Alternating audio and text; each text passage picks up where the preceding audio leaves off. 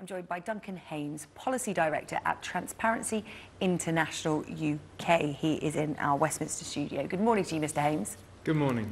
Now, a lot of people who are picking up the newspapers today and reading about these revelations from the Paradise Papers won't be too shocked because it's well known that the super rich do these kind of things.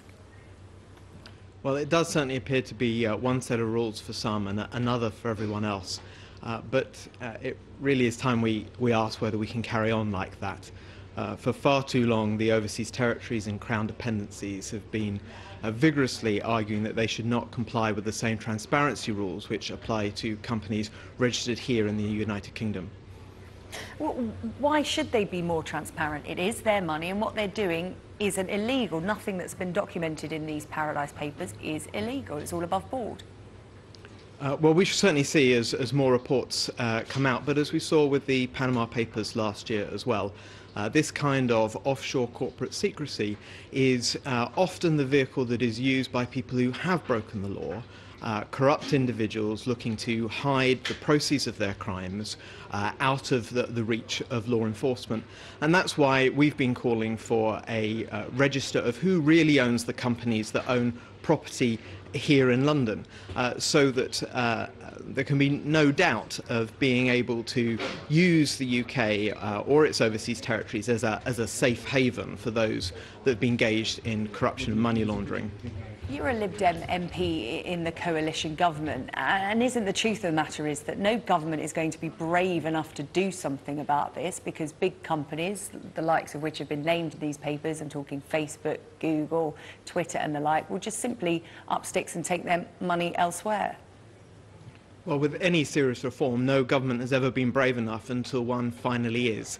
And it looks to me like there is forming a majority now in both houses of the British Parliament to set a deadline whereby this level of transparency will be observed in overseas territories and crown dependencies as well.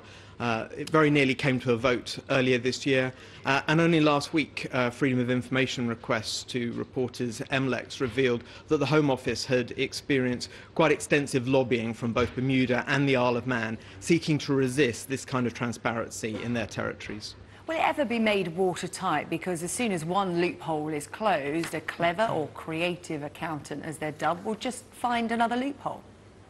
Well, that's a very real challenge, and it's important that the UK authorities remain vigilant to how UK corporate structures are abused by those looking to hide their crimes. But that's not a reason not to try. And we would take the view that the more eyes there are looking on this information, the harder it is to hide. It simply isn't good enough to require the financial sector here in the United Kingdom to be the first line of defence against money laundering, whilst not providing them or the public with the same access to information which is now being introduced for law enforcement, only in circumstances where they already have an ongoing criminal investigation.